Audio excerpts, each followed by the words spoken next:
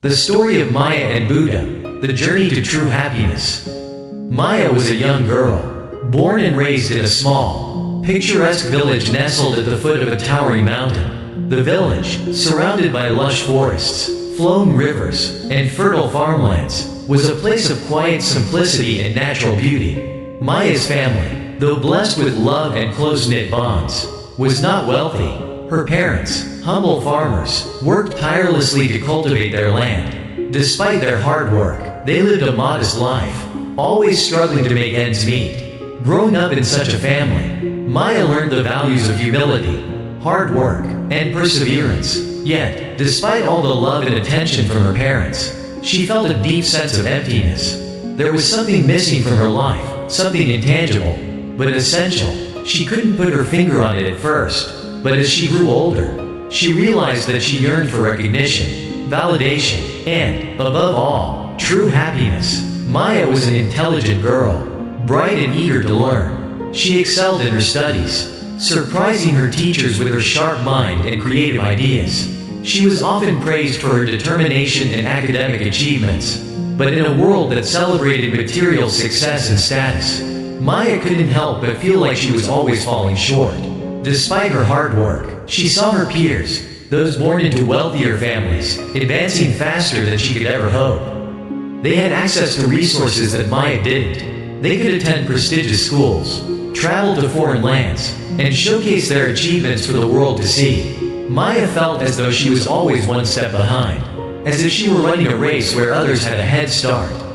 And no matter how hard she tried, she could never catch up. The more she compared herself to others, the more disheartened and frustrated she became. She couldn't help but question her worth. Why am I not as successful as they are? She would often wonder, why can't I achieve the same things? Her mind became a battleground of self-doubt, where every success of others felt like a painful reminder of her perceived inadequacy. As the years passed, this internal struggle began to weigh heavily on Maya's heart. She withdrew into herself, feeling disconnected from those around her. No one seemed to understand her internal turmoil. She was surrounded by people who loved her, but she could not shake the feeling of being different, of being less than what she could be. Maya tried to focus on her studies, hoping that success would provide the answers to her dissatisfaction. But the more she achieved, the more she found herself empty, as if external accomplishments could never fill the void she felt inside.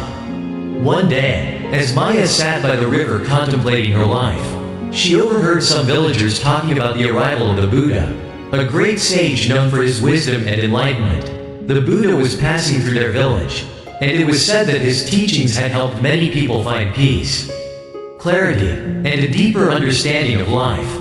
Maya, desperate for guidance, decided that she would seek the Buddha's wisdom. Perhaps he could help her understand why she felt so lost, why her pursuit of happiness seemed so elusive.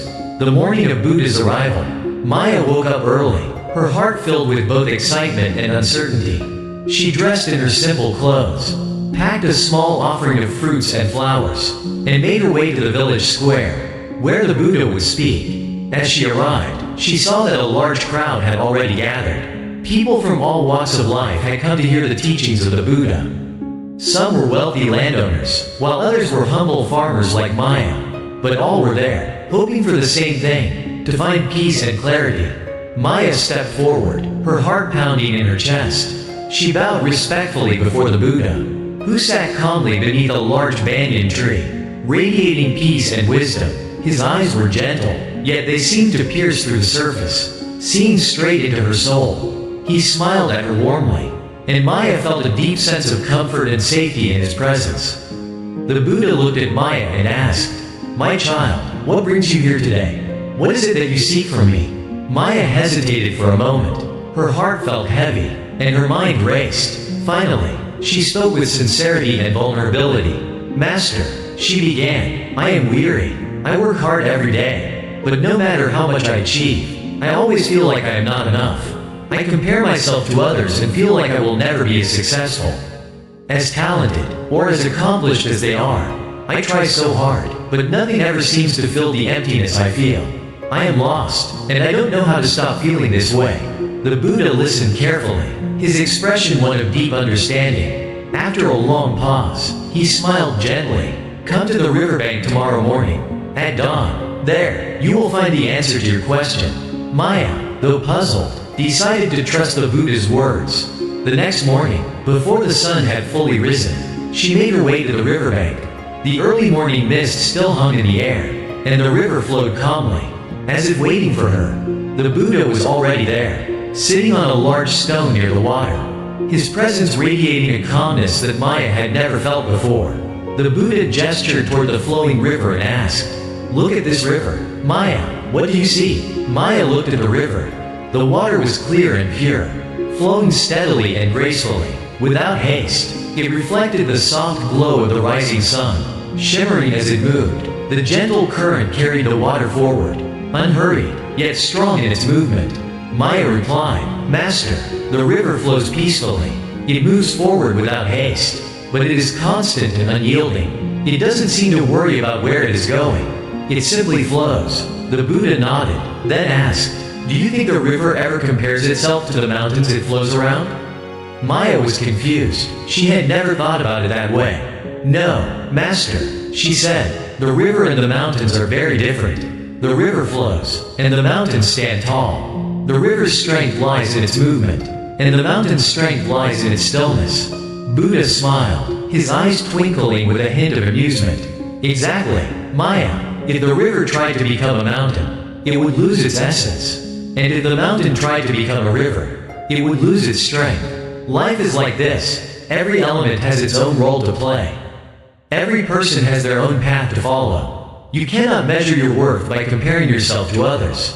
For each of us has our own unique purpose in life."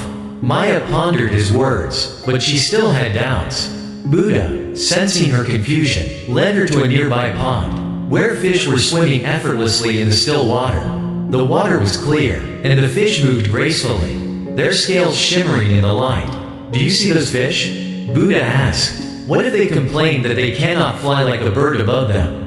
Would that be fair?" Maya looked up at the birds soaring high above, their wings outstretched, and then down at the fish, who were swimming peacefully below the surface. She thought for a moment before answering. "No, Master, the fish are made to swim, and the bird is made to fly.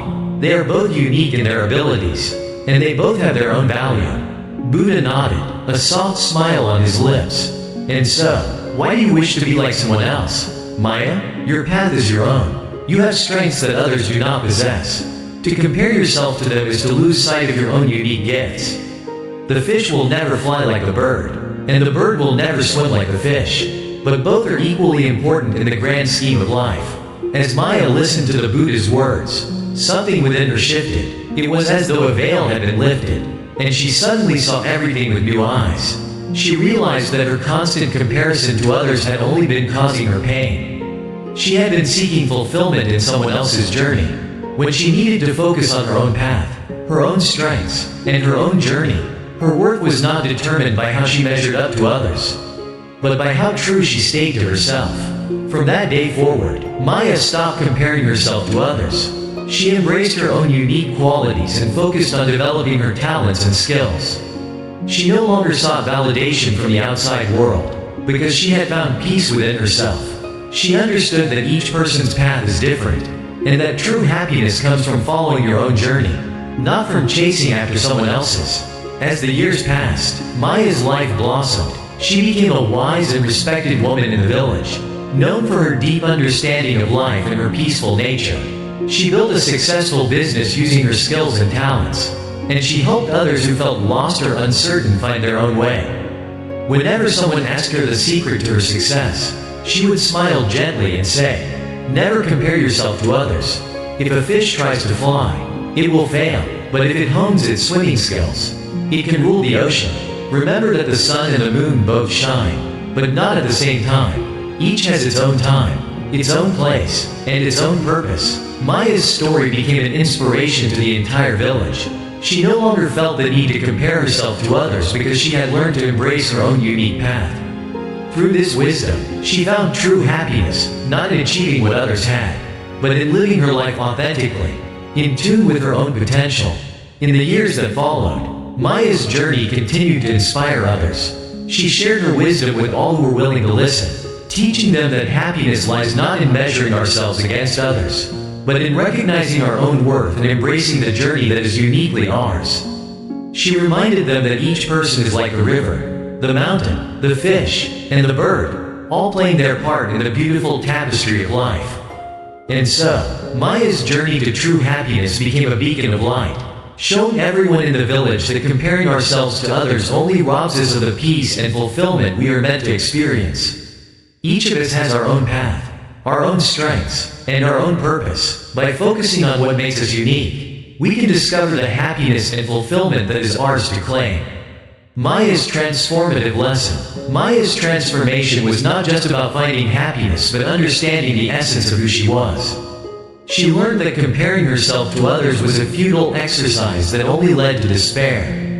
True happiness comes from within and can only be found when we stop measuring our worth by external standards and start living authentically. Each person's path is unique, and by embracing that uniqueness, we can achieve success in ways we never imagined. Maya's journey became a testament to the power of self-acceptance, showing that the only person we need to be is ourselves.